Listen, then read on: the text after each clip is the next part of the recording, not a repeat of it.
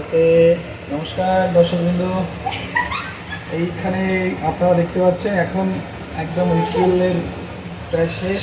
একটা পুরো বৈশাখ মাসের তীব্র দাবদাহ চলছে, গরম প্রচণ্ড। আর তার মাঝে গরমের খুব জনপ্রিয় যে একটা রেসিপি, যেটা আমরা খুব সামান্য খরচেই বাড়িতে বানিয়ে পারি, সেটা হচ্ছে আমপোড়া আমের শরবত। আমপোড়া আমের শরবত। তো এখানে আমরা 4টে মাঝারি সাইজের আম নিয়েছি, একেবারে কাঁচা আম।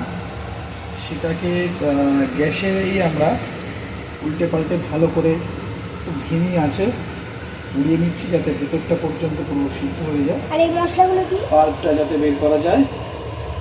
আর এখানে আমরা একটা মশলা যেটা করছি সেটা হচ্ছে গোটা জিরে নিয়েছি। গোটা জিরের সঙ্গে একটা গোটা শুকনো লঙ্কা, সেটাকে আমি ভেজে অলরেডি মিক্সারে দিয়ে দিয়েছি। আর এখানে একটু হালকা চাট মশলা এবং ব্ল্যাক পেপার গুঁড়ো, সেটাকে হালকা একটু ফ্রাই করে নিয়েছি, তাও ওর সঙ্গে মেশাবো। আর এই মাত্র আমাদের পুদিনা পাতা গাছের আমাদের এই টবের থেকেই আমরা তুলেছি। তবে বৃষ্টি একটু জলটা কম হওয়ার কারণে পাতাগুলো শুকিয়ে এসছে। আমরা ভালোগুলো বেছে বেছে নিয়ে পুদিনা পাতাটাকেও পেস্ট করব। তার সঙ্গে আছে গন্ধরাজ লেবু। এই সব কটাকে দেখাবো। আপাতত আমাদের এই আমের পোড়ার কাজটা চলছে।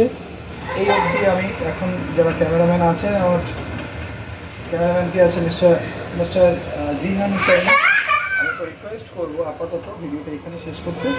পরবর্তীকালে আমাদের বাকি যে পর্বটা সেখানে শেষ করবো।